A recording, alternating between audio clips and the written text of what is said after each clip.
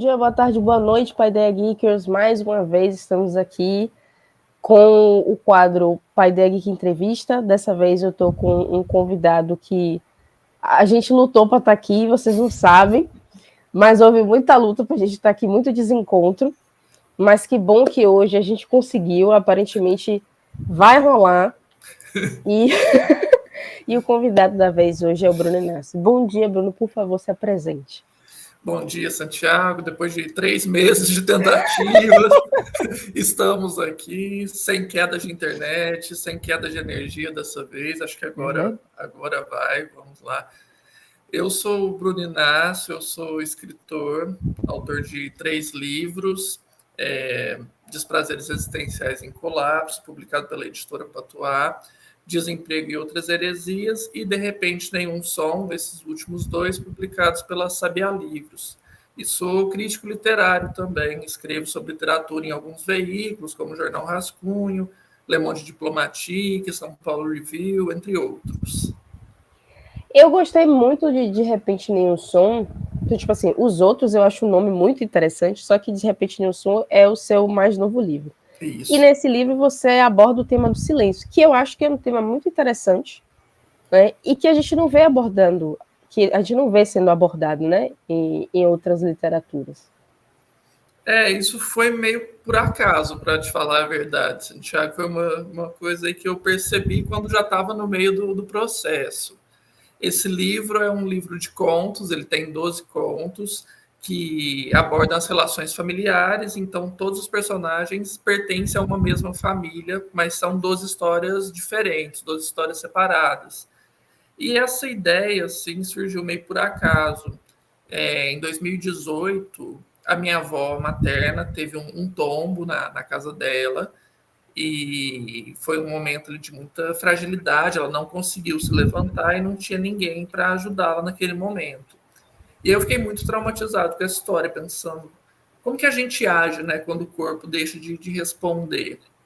E aí fiquei com isso na cabeça por muito tempo, até que eu escrevi um conto baseado nessa história, sobre a perspectiva de uma personagem que era uma idosa e tinha caído, o que ela ficou pensando nesse intervalo ali, enquanto ela ficou caída e alguém chegou para ajudá-la.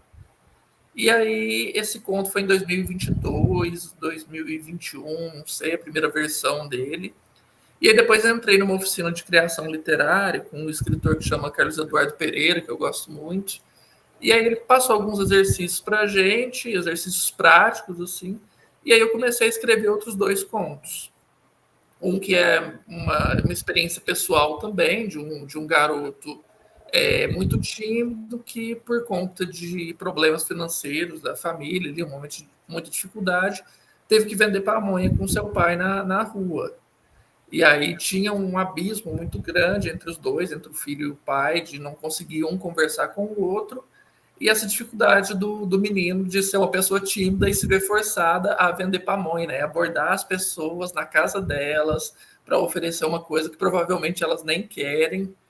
E aí eu comecei a escrever esse conto e comecei a escrever um conto que era um personagem tratando de um luto de um familiar numa sessão de análise, e ele não queria falar, ele estava travado ali, não queria tocar naquele assunto, inventou uma desculpa para não tocar naquele assunto e se viu ali travado.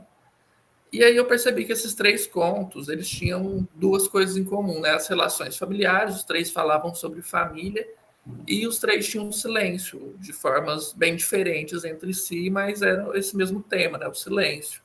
E aí eu percebi que ali tinha um potencial para um livro. Eu pensei, cara, se eu tenho 3 contos aqui sobre isso, eu posso escrever mais alguns e fechar um livro com essa temática. Eu achei muito interessante porque é o silêncio em diferentes dimensões, em diferentes idades também, em diferentes momentos, né? Eu acho que a gente não percebe como... Eu acho que a gente percebe o silêncio em situações mais drásticas e dramáticas, mas o silêncio perpassa a nossa vida a momento, né? Não é uma coisa... Ele está sempre ali. E eu acho interessante isso, da gente ver de um conto a outro, né? E tudo dentro de uma mesma família. E até porque existem muitos silêncios diferentes, né? Tem aquele silêncio que é constrangedor, que é chato, tem aquele silêncio que é violento, que é aquela coisa de tipo, não converso mais com você, vou manter meu silêncio porque não quero falar com você. Mas tem aquele silêncio também que é confortável, né? O silêncio ali de quando você está com uma pessoa que você gosta muito e vocês não precisam conversar o tempo todo. Vocês podem simplesmente ficar os dois em silêncio ali e aquilo ser uma coisa gostosa também.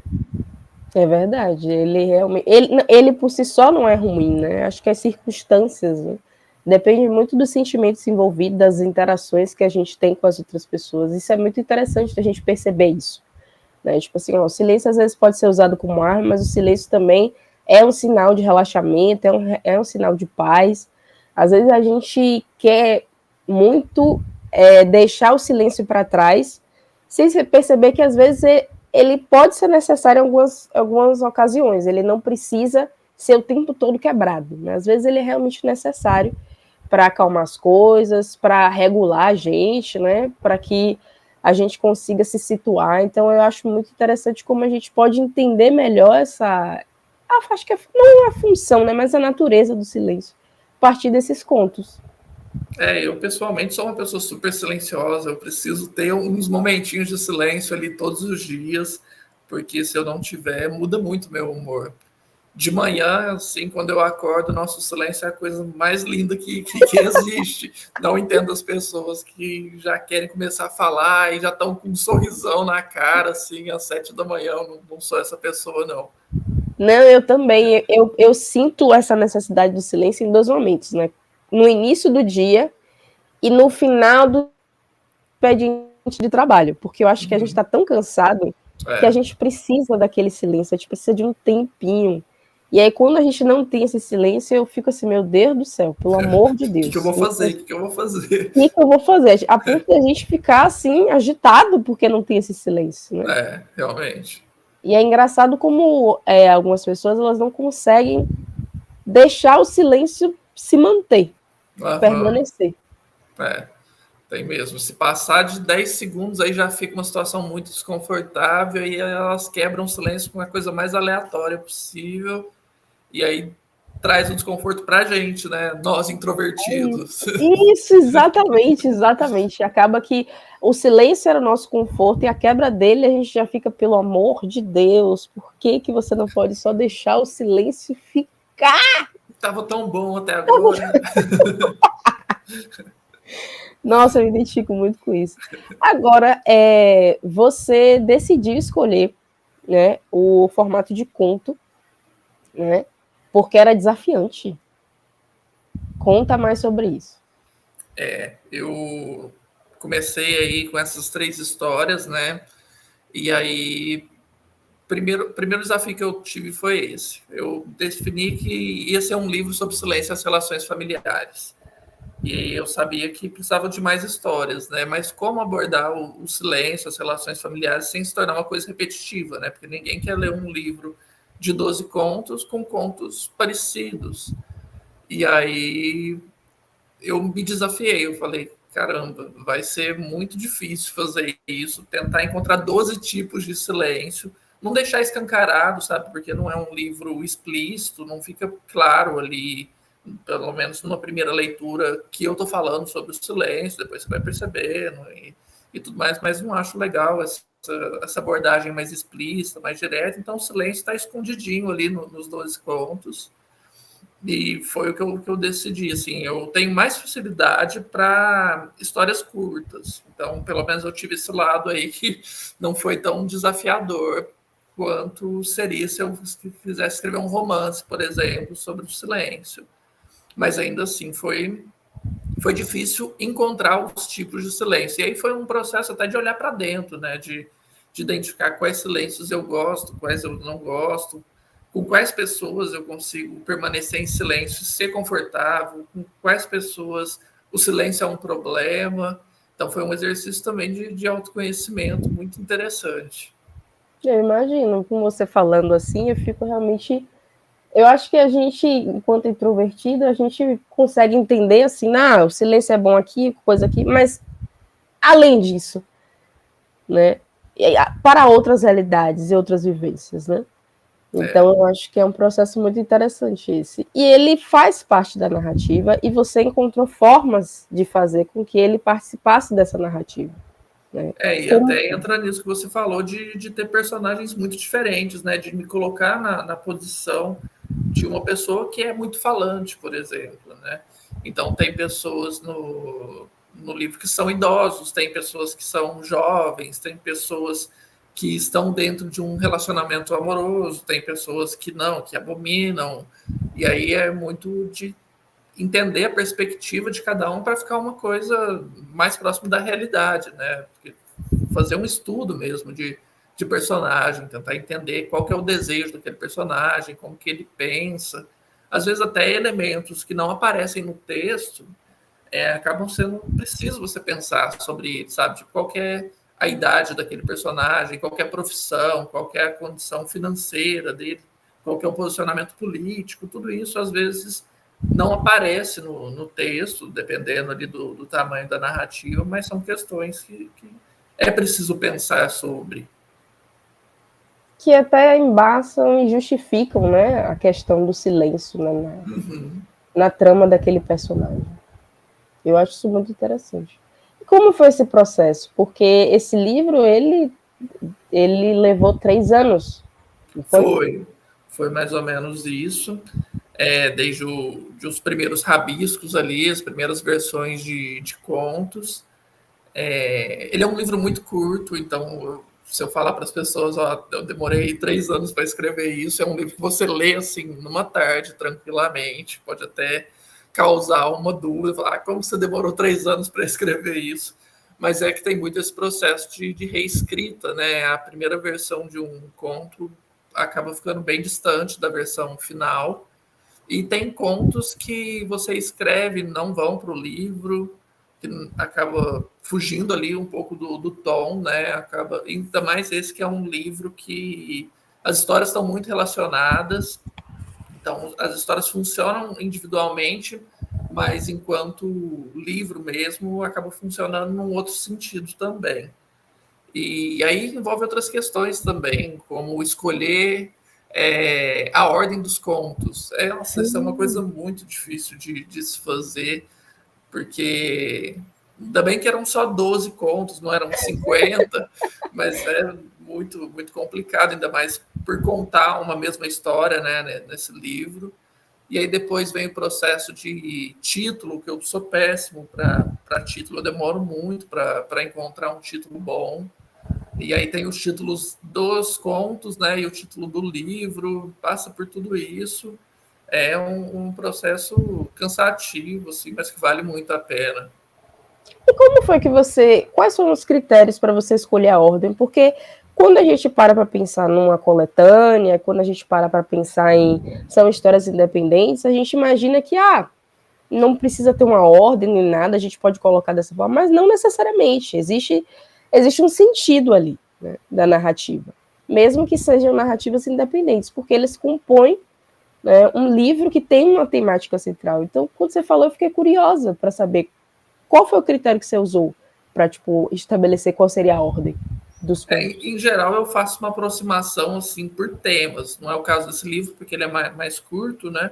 Mas se fosse um livro maior, como o meu primeiro livro, ele tem acho que 27 contos, ele é um pouco maior. Então eu faço uma aproximação assim por temática dos contos. Agora, nesse aqui, tem alguns contos que precisam estar em lugares específicos. Por exemplo, existe o conto da queda da avó, né? Que é o segundo conto nesse livro.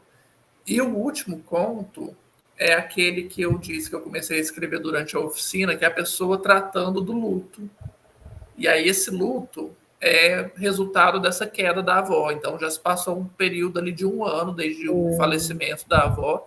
Então precisou ser ele o último conto para fechar essa história que começou lá no início do livro. E tem um outro conto também que está mais para o final, que são meio que os personagens que apareceram ao longo de todas as histórias se despedindo dessa personagem que está prestes a morrer, como se fosse uma coisa assim de leito de morte, cada um passa ali para falar alguma coisa. E aí é o momento que todos os personagens do livro estão juntos ali no mesmo conto.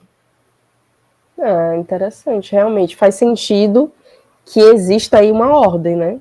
É meio que uma história contada ao longo desses contos, como se fosse tudo uma coisa só também.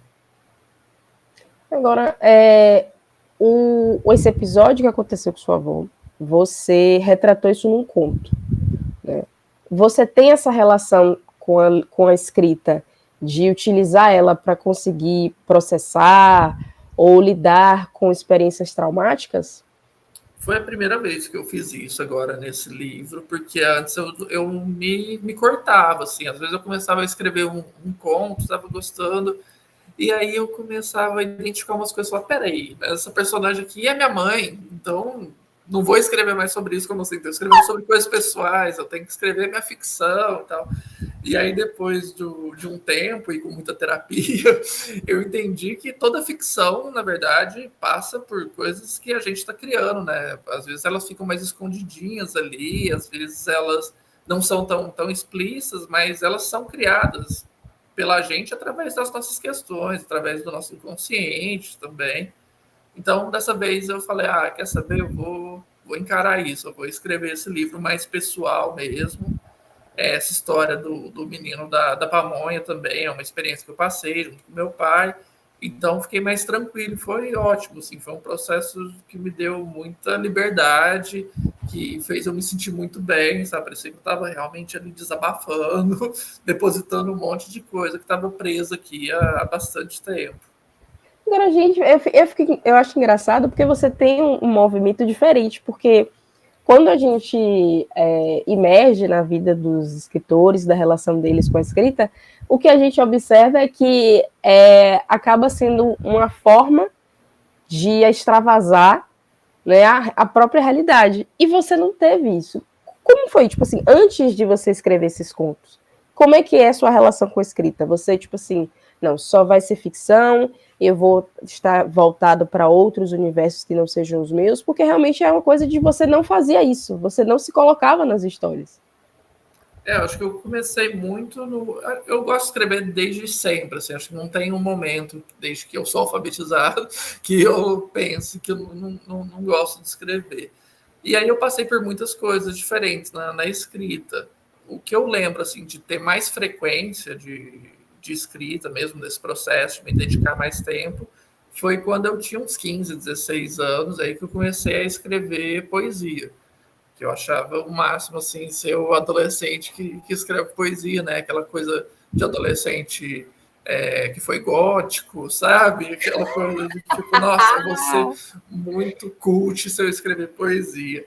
E aí eu escrevi umas coisas assim, tristes pra caramba, que eu nem tava sentindo aquilo, sabe? Era uma vontade de pertencimento, assim, uma coisa, tipo, poetas sempre são tristes, então vou me forçar a ser triste aqui nessas poesias. Mas não correspondiam muito ao que eu estava sentindo. Aí depois eu tive uma página de poesia na internet, que também foi uma experiência meio ruim, assim, porque aí eu via quais eram os temas que as pessoas gostavam que eu escrevesse sobre e passava a escrever mais sobre aqueles para ter engajamento, né, para ter likes e tal. E aí depois eu vi que nada daquilo fazia sentido para mim, que eu estava escrevendo para agradar as pessoas. E aí eu parei de escrever por um tempo, acho que uns anos, assim. E depois fiz uma oficina de criação literária, que foi uma experiência ruim também, porque o escritor falava umas coisas muito absurdas, assim, pra gente. Tipo, você quer escrever, então você precisa saber escrever muito bem. Conto, poesia, crônica e romance, você precisa encarar isso como um trabalho e escrever, de fato, 8 horas por dia. E aí eu fiquei muito incomodado com aquele discurso, porque era uma pessoa que não tinha muita realidade das condições das pessoas, né? De falar, você aí você precisa escrever 8 horas por dia. Ele não sabe como as pessoas se sustentam, quanto tempo elas trabalham, quanto tempo elas têm para esse lazer, né? Para essa atividade. E aí eu fiquei incomodado aí com isso. Falei, acho que não é para mim esse negócio de escrita, não. Parece que você precisa ser meio rico já para começar a escrever, né?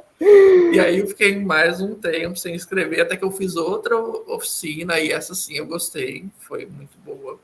o escritor dessa segunda oficina desmentiu tudo que o outro falou, sabe? Ele falou, cara, se o seu negócio é conto, vai escrever conto, você não precisa ser bom em mais nada, se você é um contista, vai escrever conto.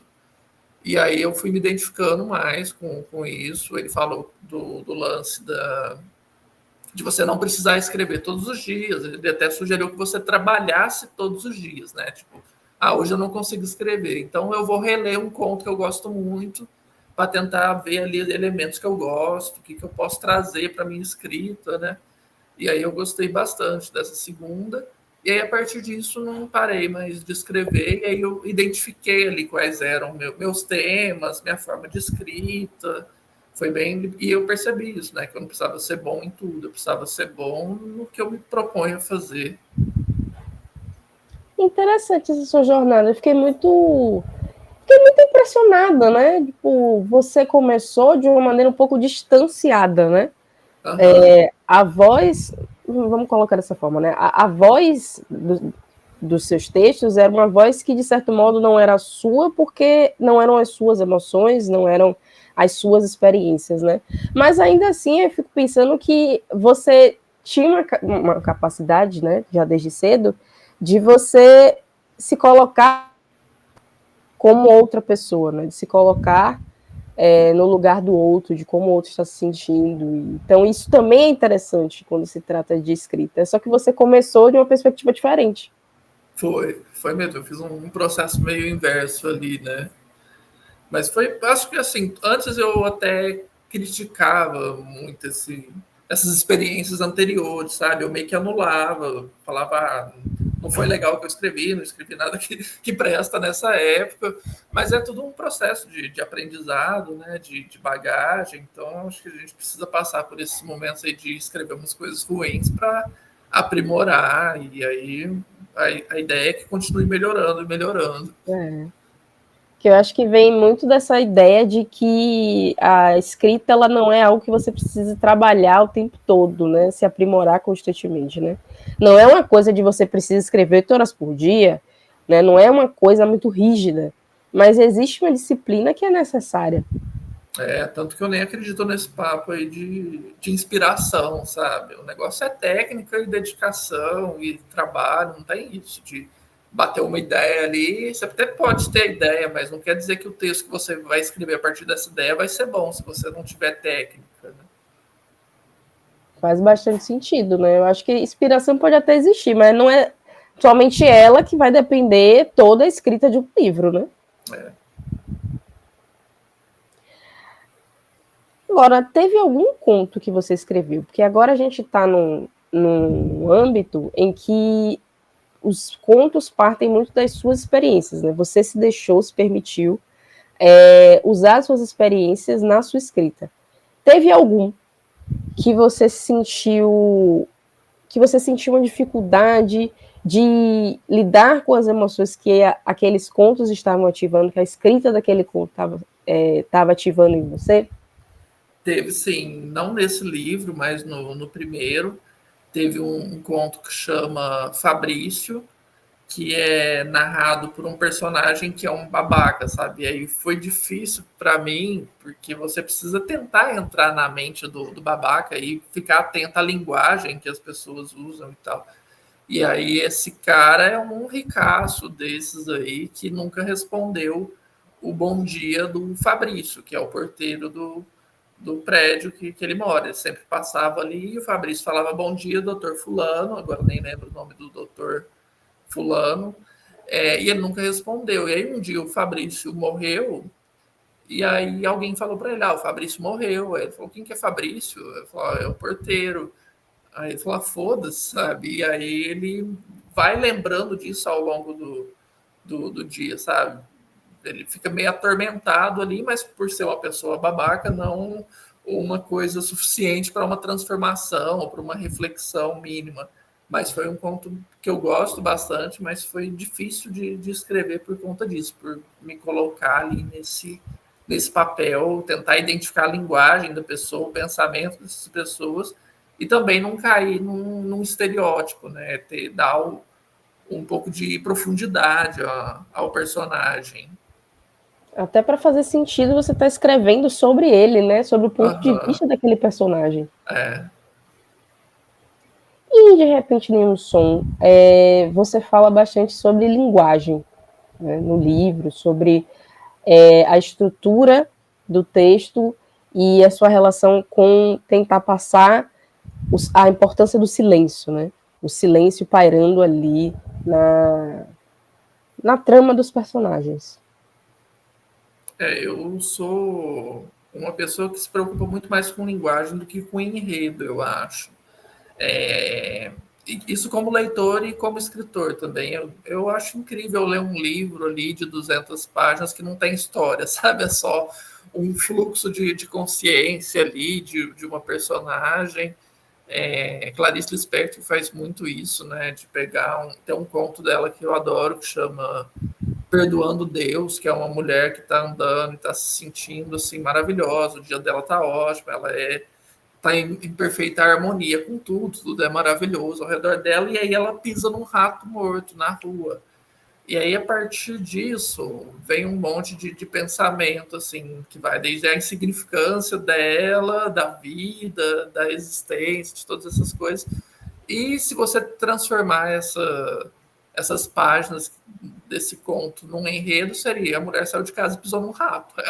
A história é Verdadeiro. essa, sabe? Então eu fico muito interessado em livros que não têm história, aqui colocando entre aspas, porque acaba tendo um trabalho muito grande de linguagem, não tem muitos acontecimentos, mas tem uma vida interior do personagem em pleno funcionamento. E aí acho que isso acaba aparecendo mais nos meus contos também. São personagens mais introspectivos, pensam muito, mas não tem muita ação ali durante os livros, né? Não acontece tanta coisa. Fora do personagem, né? Porque dentro está Isso. acontecendo muita coisa. E eu acho que isso casa muito com a sua personalidade e com a proposta do livro. Sim, sim, eu também acho que tem tudo a ver. E isso que você citou também da linguagem levando para uma outra esfera, que é uma preocupação muito grande minha, é tentar entender como que as pessoas conversam, né? Como as pessoas pensam, porque cada um de nós tem um jeito próprio de falar, tem nossos próprios vícios de linguagem, e aí colocar isso no livro costuma ser meio difícil também, especialmente em diálogos, né? Porque ninguém conversa, bom dia, tudo bem, sim, e você, Isso. sabe? E aí passa por muitas coisas, né? Qual que é a faixa etária daquela pessoa que está falando, de onde ela vem, tudo isso é uma coisa que me desafia bastante, mas que eu gosto muito de pensar a respeito. E aí eu acho interessante que é conto, mas é curto, só que você tem que pensar em tudo isso, você tem que estruturar tudo isso, né? Então isso já torna também ainda mais desafiante a escrita, né? Principalmente porque são 12 histórias, são pessoas diferentes, e aí você está tentando ali encontrar a voz de cada um, a forma como cada um fala, a partir da idade, a partir do contexto, a partir da natureza de cada um. Então isso realmente faz com que quando a gente pense nesse seu processo de escrita, a gente fica, poxa, que isso é muito interessante. E não é tão simples quanto algumas pessoas podem imaginar que é. Eu acho que tem muita coisa assim que parece simples, né? E que acaba sendo muito difícil. É isso que eu falei do título, por exemplo. Tem gente que tem muita facilidade para encontrar título e ficam títulos assim maravilhosos. Para mim é sempre a última coisa. Eu nunca começo um livro ou um conto sabendo qual que é o título. Sempre é a última coisa e vai tempo. Nossa, vai muito tempo até encontrar um título. Esse mesmo eu roubei, ele nem é meu. mas eu dei os créditos devidamente. Eu coloquei aqui na primeira página, que eu tenho um exemplar dele aqui. Aqui na primeira página tem uma epígrafe, não sei se dá para ver, acho que não. Acho que está muito estourado, né? Mas é um trecho de uma poesia que o Cazuza escreveu. Que aí ele termina essa poesia com de repente nenhum som, é o último verso da poesia. E aí eu roubei, E daí os devidos créditos, assim. Que é uma Não, coisa mas que eu descobri que muita gente fazia, sabe? Tipo, gente super famosa, é, Luiz Rufato, Clarice Lispector. Então, eu tô pensando, se eles roubam, também posso. e principalmente que casa tão bem, né? A gente tem Casa. umas expressões que outros artistas utilizam que você fica assim, gente, isso aqui é perfeito. E é muito perfeito. Aham. E o resto da poesia não tem nada a ver com o meu livro. Tá sendo uma coisa assim de sair, encontrar os amigos no bar, sabe? Essas coisas assim de vida boêmia, de juventude. Mas o último verso ali era perfeito, então foi isso. E quando foi que você se deparou com essa poesia de Cazuza? Já foi uma coisa assim consciente, que eu tava doido atrás de um título, e eu gosto muito do Cazuza, e eu tenho um livro que tem todas as letras que ele escreveu e mais um monte de poesia. Aí eu sentei com o livro na mão, pensei, o título está aqui dentro em algum lugar, eu vou procurar e acho que vou encontrar. E aí encontrei. Se de repente nenhum som ali, nem é uma música dele, né? É uma poesia. Oh, E aí poesia. deu muito certo. Gente, deu certo demais, porque combina bastante. Aham. Gente, eu tô Muitas maravilhada. pessoas elogiaram o título do livro, sabe? Às vezes nem tinham lido ainda, falam, nossa, que título mais poético. E aí eu sempre dou os créditos. Eu falo, roubei do Cazuza. Não é roubo se você dá crédito. É. Por favor, Bruno, por favor. Mas, poxa, eu gostei desse encontro também, né? Eu Uhum. acho que deve ser uma sensação muito boa de você estar buscando incessantemente um título, você se depara com uma poesia que tem um título perfeito, você fica assim, é aqui, é isso que Uhum. vai ser. E encaixou muito bem. E ainda tem essa relação aí de eu gostar do Cazuza desde fim da infância. Eu sempre achei incrível o jeito que ele escreve, as palavras, as letras. Então foi um roubo homenagem também. E simbólico também, né? Sua história com o Muito. Kazu é justamente com ele que você encontra o título. Aham, nossa, maravilhoso. Inclusive, ele aparece no meu livro anterior. O personagem principal ele é apaixonado por Cazuza também, e ele tem uma fixação muito grande no álbum Maior Abandonado, do Barão Vermelho. Então aparecem uns trechos de umas letras do Maior Abandonado ao longo da história. Então Cazuza tá sempre aí comigo. Gente, achei muito simbólico isso. Tipo assim, como se o Cazuza disse assim, toma aqui, para Obrigado, você, esse obrigado, presente. Cazuza. Falando em título, desemprego e outras vezes, como foi que você se decidiu por esse título? Esse título ele vem da mistura dos dois principais temas abordados no livro.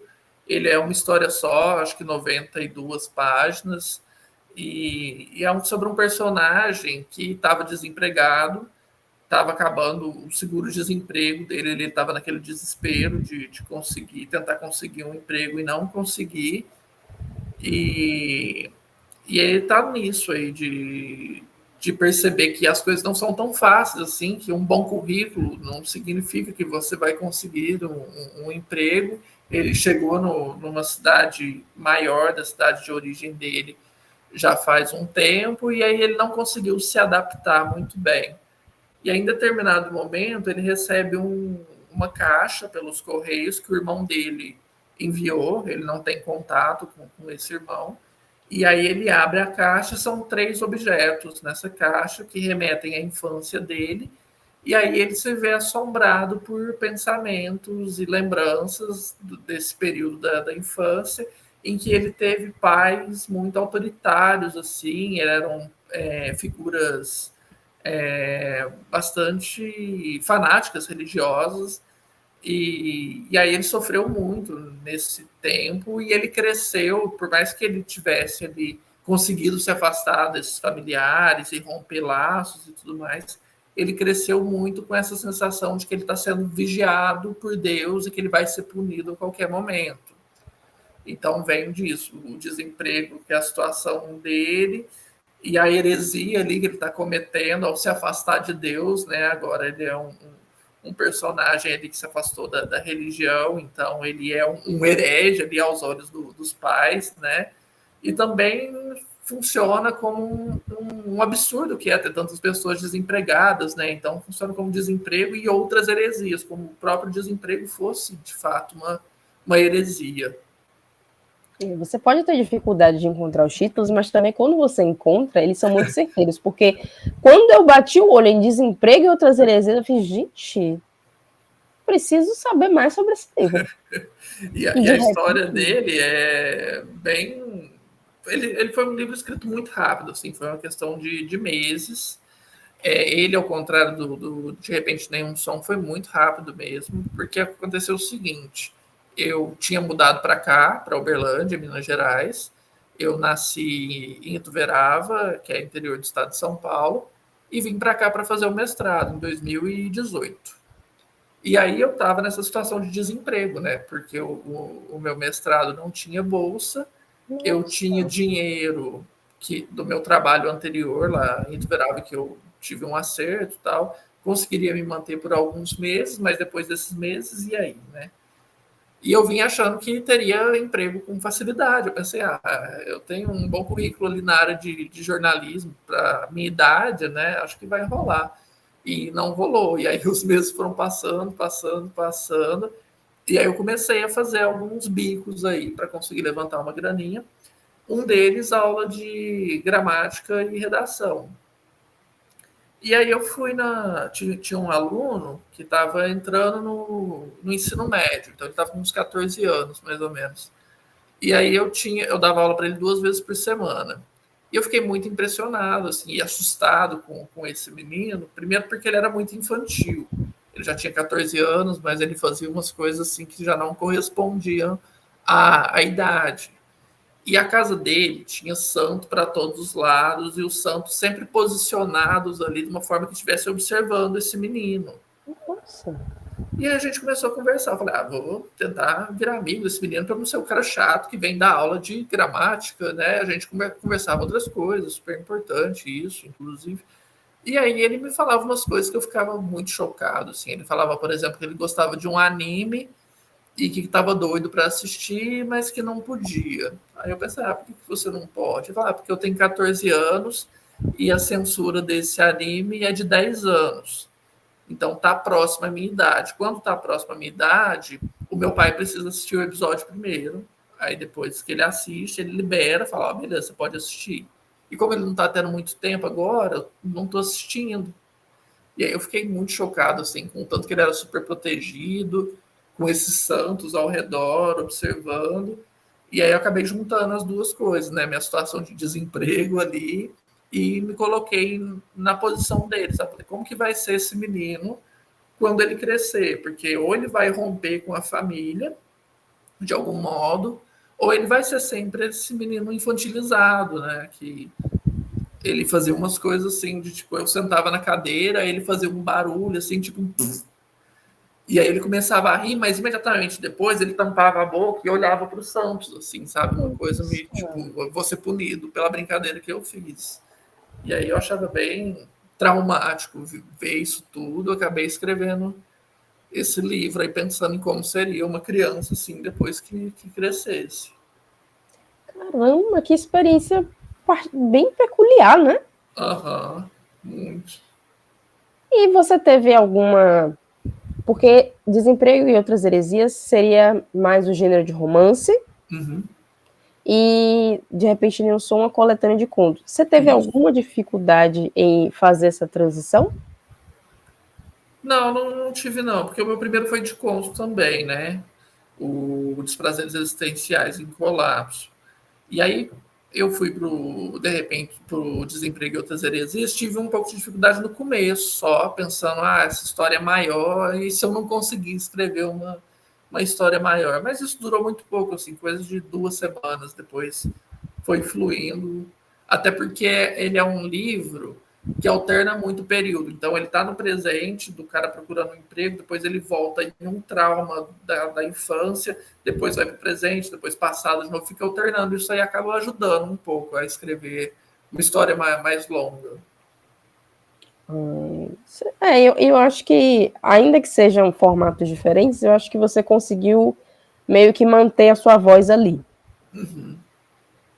E eu estou muito curiosa para saber sobre suas influências, né? Porque você falou de Clarice Lispector, falou também de Cazuza, e eu queria saber quais são as suas outras influências literárias, assim, na sua escrita, que você tem como referência. Eu acho que na literatura maior de todas é o Caio Fernando Abreu, por ter essa aproximação assim de escrever histórias que se passam muito pelo lado de dentro, né? São histórias muito de personagens que estão ali pensando, encarando uma situação traumática, não tem muita ação nos contos dele. E é uma figura também que acho que tem muito daquilo que aquele professor da oficina disse para mim, né? Que você não precisa ser bom em tudo.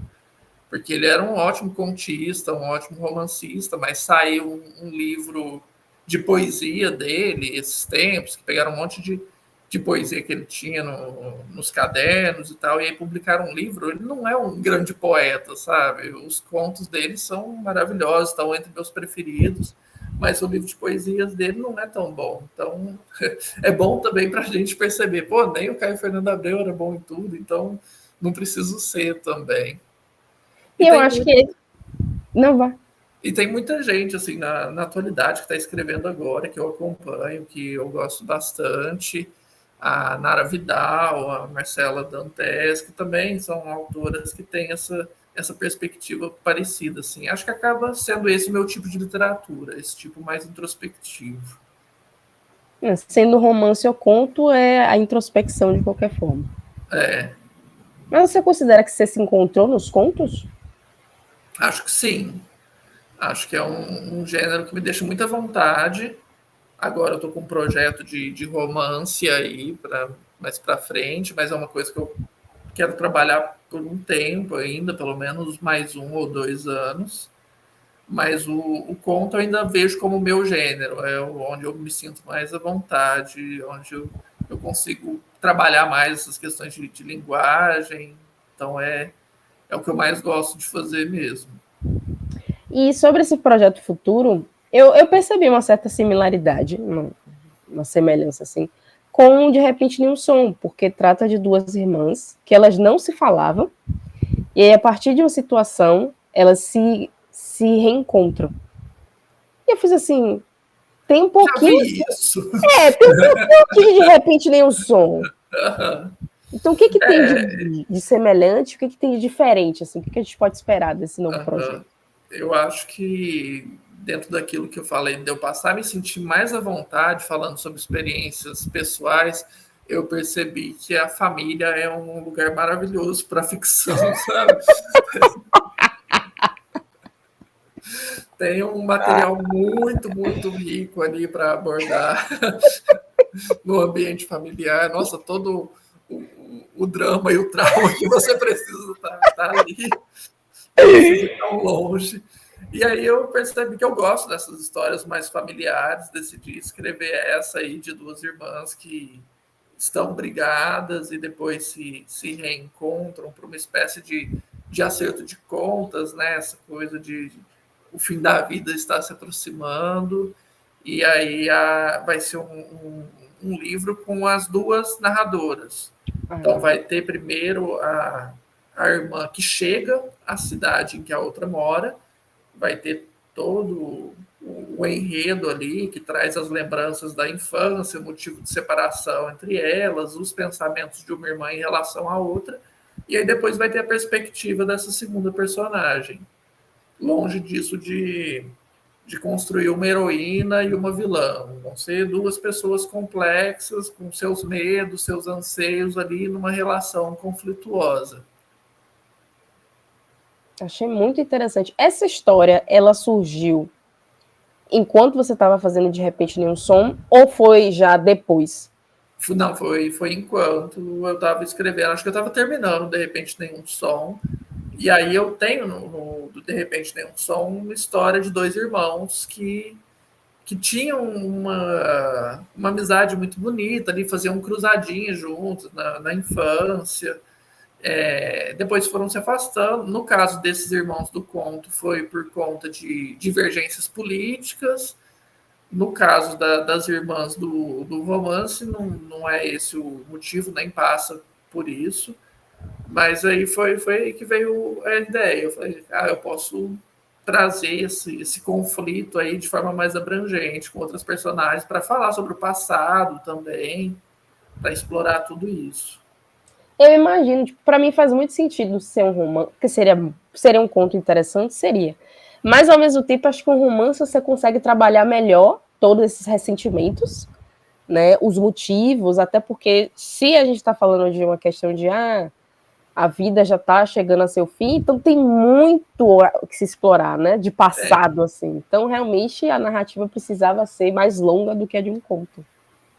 E aí eu tô muito feliz com o que tive até agora de escrita, estou ficando muito empolgado com o resultado, estou conseguindo escrever assim com uma certa frequência e acho que vem um projeto interessante por aí. Vai sim. Você é crítico, você já foi crítico literário, não foi? Eu sou ainda. Você é, eu já estava Uhum. querendo tirar seu emprego. Não tire, por favor. Já estava querendo tirar seu emprego. Já estava querendo aqui desempregos e outras heresias de novo. Parte 2. E, tipo assim, você, sendo crítico literário, você está em um outro extremo do que se faz, né?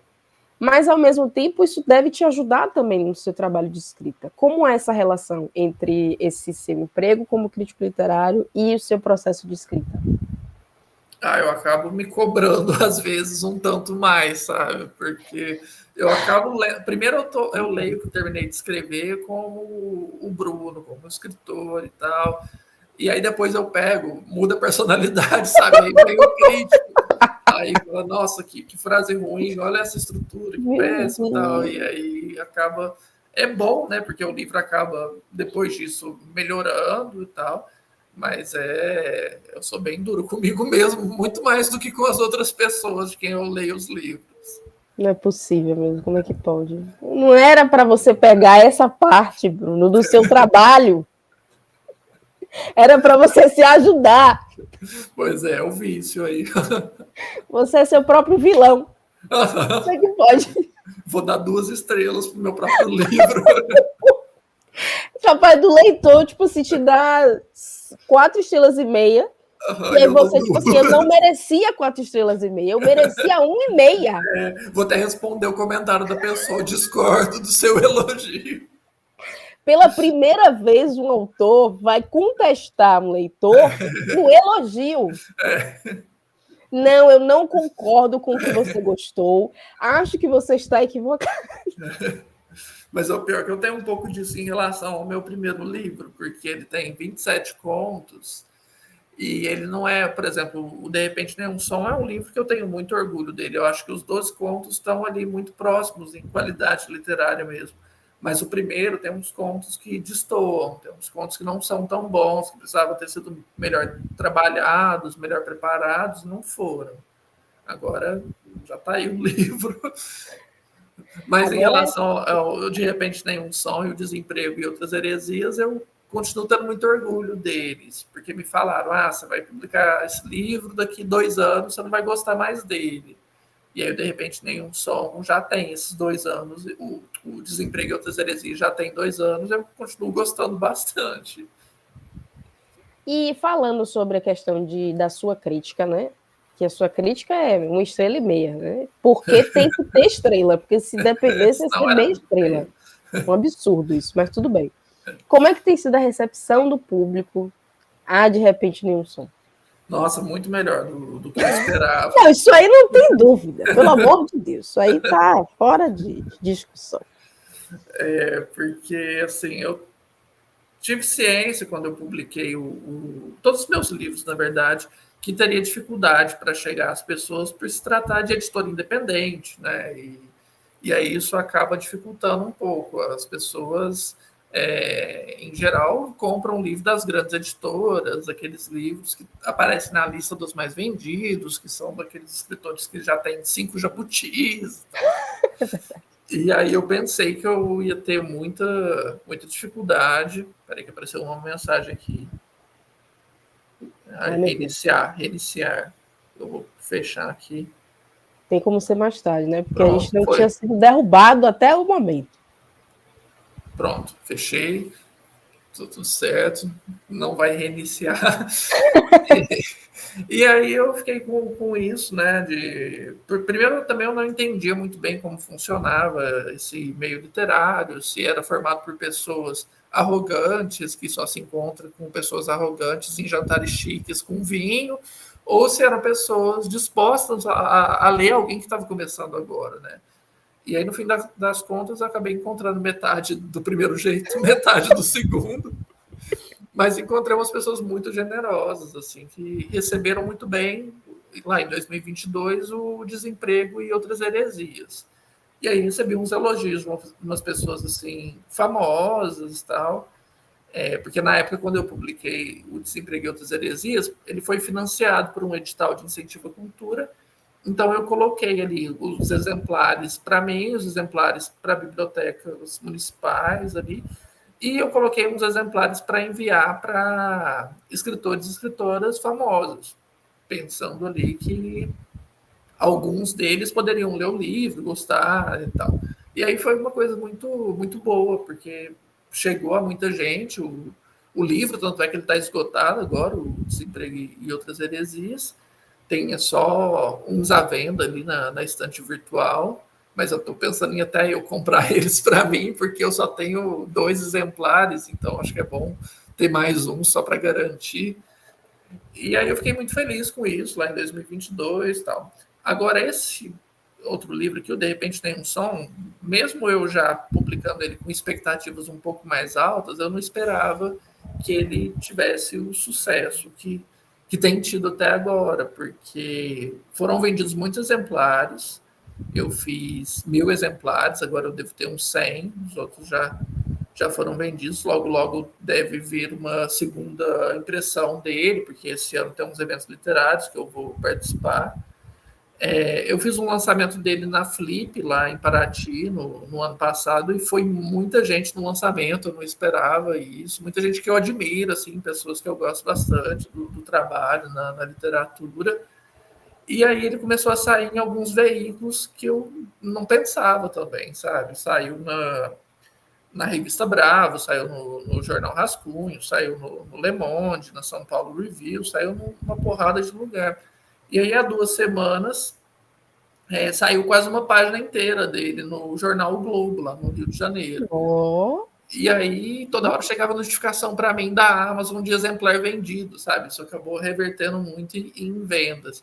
E são, em geral, assim, veículos que não se atentam tanto a literatura produzida de forma independente. O que costuma Sim. sair nesses veículos são os livros que todo mundo já ouviu falar, que estão vendendo para caramba, né? Que são de escritores super famosos. Então, de certa forma, eu estou sentindo que esse livro está furando a bolha, ele está chegando em lugares que eu não imaginava, e isso tem sido muito bom. E alguém já te contatou, Bruno? Porque eu acho que você trata de temas que as pessoas com muita facilidade se conectam e se identificam. Então, você já teve um contato mais direto de uma pessoa, nossa, eu li esse livro e eu fiquei refletindo muito, então, tipo assim, me identifiquei muito. Você já teve esse contato?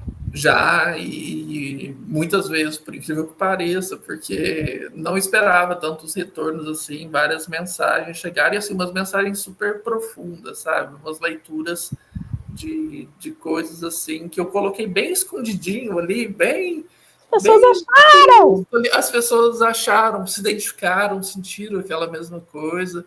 E aí eu fiquei muito feliz. Acho que facilita bastante o fato de ser um livro muito curto, né? Que tem isso de você poder ler em um dia, se você quiser. E por ele ter sido financiado também por um edital de incentivo à cultura, é um livro barato, né? Hoje tem muitos livros assim que, quando são lançados, eles custam perto de R$ 100. Eu acho É isso verdade. um absurdo, sabe? Um livro normal, assim, que não é uma edição de luxo, ser vendido perto dos R$ 100. Agora, esse eu consigo vender a 30, então ele acaba sendo muito mais acessível também. E tem chegado muito retorno, assim, tanto de pessoas que eu não conheço, tanto de pessoas que, sei lá, são escritores que eu acompanho há 15 anos, sabe? E teve algum desses retornos, esse feedback, que te deixou muito chocado, muito impressionado, muito atônito? Teve um do Ronaldo Cagiano, que é um escritor brasileiro que mora em Portugal, que ele escreveu um textão assim, sobre o livro, ele capturou muita coisa que eu tinha deixado implícita, e aí ele fez umas comparações da minha linguagem com Graciliano Ramos, aí eu falei, calma, não é para tanto, Ronaldo. Olhe você, viu? Pare com isso. Você aceita os elogios.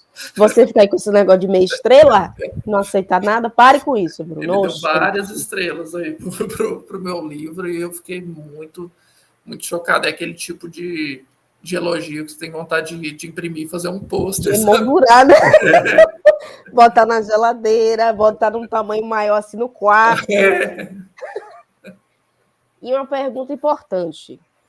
Esses feedbacks fizeram você aumentar as estrelas que você deu para os seus livros? Ah, com certeza. Ótimo. De repente nenhum som, principalmente, sabe? Ele é um livro que eu acho muito bom, de fato, que eu já li, nem sei quantas vezes, porque quando estava naquele processo de revisão, vai para a gráfica, voltou a primeira versão da gráfica, eu nem sei quantas vezes que eu li esse livro, mas é muito prazeroso ainda, é um trabalho que me orgulha bastante, estou muito feliz com os elogios que têm chegado, tem chegado a pessoas assim que eu nem imaginava e espero que continue, porque no fim das contas acho que é um livro que merece, sim. Olha, muito bem, é sobre isso. E tem que ir assim, com esse espírito para o próximo projeto, né? Exatamente, que vai demorar um pouquinho, mas. Ótimo. Então, o bom de livro é isso, sabe? Que você publica um livro num ano, você acaba conseguindo trabalhar ele por mais 3, assim, se tudo der certo, sabe? Quando começa a aparecer esse tipo de coisa, de ser elogiado pela crítica, de autores que leram e gostaram, do próprio público, assim, que vai fazer te dar um elogio, vai indicar para os amigos, tudo isso movimenta bastante o livro e faz com que aumente o período de vida dele, assim, dessa vida mais ativa mesmo que eu falo, né? Então, o livro foi lançado tem pouco tempo, acho que 5 meses, mas tem vezes que parece que foi semana passada, porque Ai, meu Deus. Eu achei que tem gente. pareceria que você mais tempo. Não. Parece que foi. Então, tem isso também. Às vezes parece que faz 2 anos, às vezes parece que faz 2 meses, às vezes parece que foi ontem.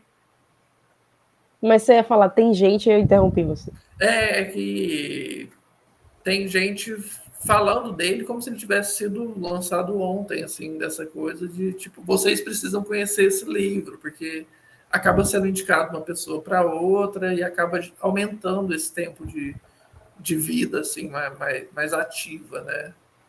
Mas esse livro poderia ter 5 anos e ainda assim as pessoas poderiam dizer, vocês precisam conhecer esse livro. Que é o que eu espero que aconteça, inclusive.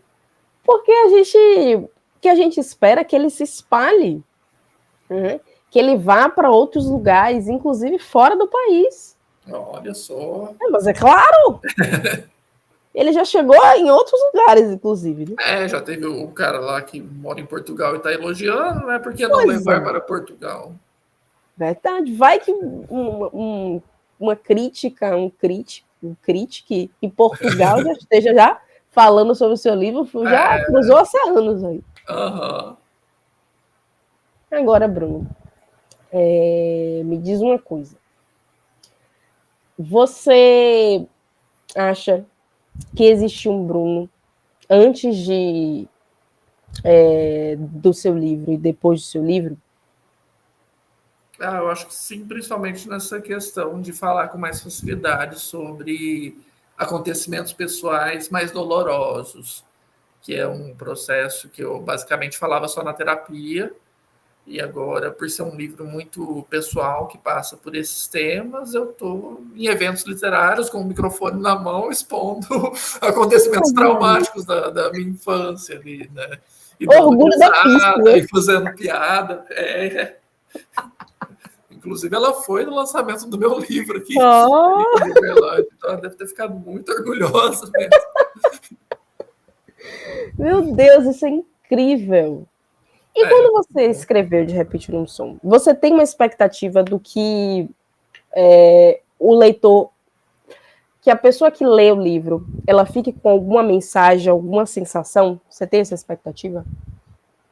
Não, mensagem, acho que não, mas acho que ela seja tocada de alguma forma, que ela tenha um lado sensível ali em contato com aquela história, que ela sinta aqueles personagens, que ela encontre verdade ali no que foi escrito, que não seja uma história ficcional que pareça ficção, né? Que ela consiga trazer isso para a sua realidade, para a sua própria vida e pensar nesses principais temas, principalmente o silêncio, de forma mais atenta.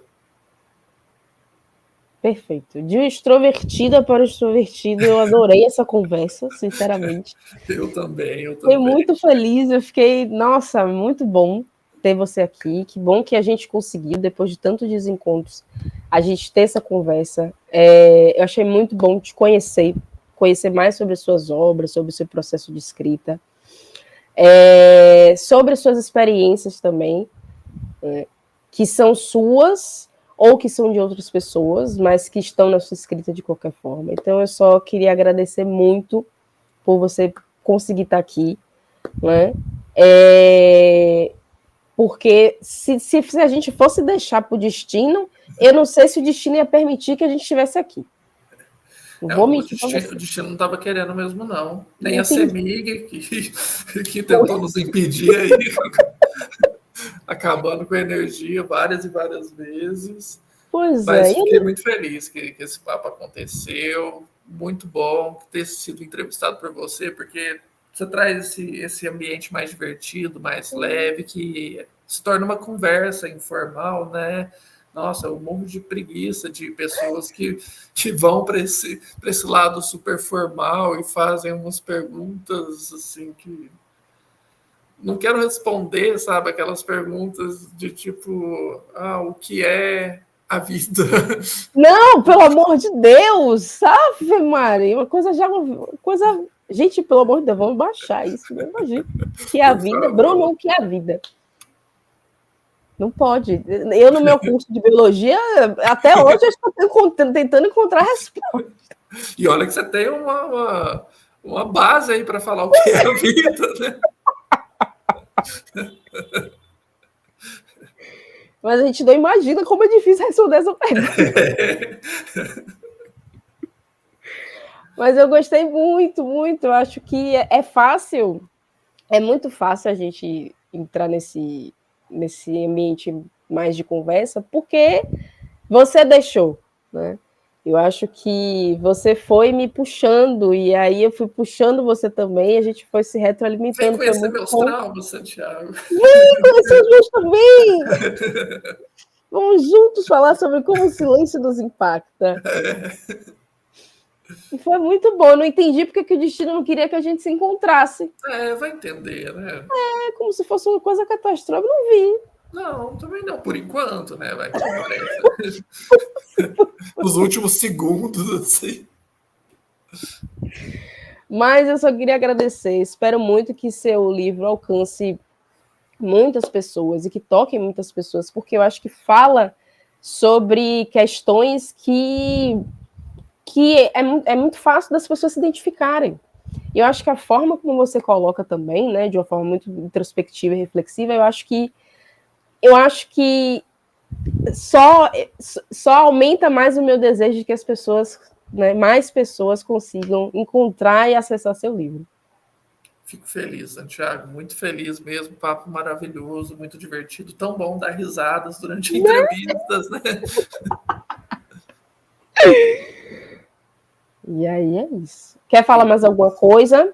Você vai Não. estar em eventos, faça o seu merchan. Ah, é verdade, mas eu não sei Aham. ainda em quais. Eu imagino que na Feira do Livro em São Paulo, na Flip em Paraty, na Fli Araxá em Araxá, e acho que por enquanto é isso. E que venham outros também, E que outros venham eventos. outros. A Imagina, agenda tá livre, gente. Me é chamem para isso, gente. Vamos eventos, por chamando Bruno favor. Inácio. Isso. Imagina você numa Bienal da Vida. Então, pois é. Me chamem, por favor. É isso, a gente tem que, ó, alto, alto, Bruno, alto. Boa. Gente, desempregos e outras heresias, e de repente nenhum som. Vão procurar, né? Procurem sobre Bruno Inácio. Esse autor super acessível, super gente fina. Procurem saber mais sobre ele. Compre meu A livro. gente compra um livro, óbvio. Eu fico muito feliz com essa ponte que teve entre que a gente conseguiu te conhecer, vim aqui te entrevistar. Eu gosto muito, né, de conhecer essas potências da escrita brasileira, e você é uma delas. Então, que bom que você está aqui, e eu espero que outras pessoas, a partir da gente, consigam te conhecer e sua obra e consumir também. E talvez fazer parte do feedback que vai dizer: Bruno, eu fiquei muito Sim. tocada com o seu livro. Por favor, gente, venham me conhecer, venham ler os livros e leiam autores independentes, por favor. Boa. Gostei, Bruno, gostei. Então é isso, Pai de Geekers. Por hoje é só. E bye!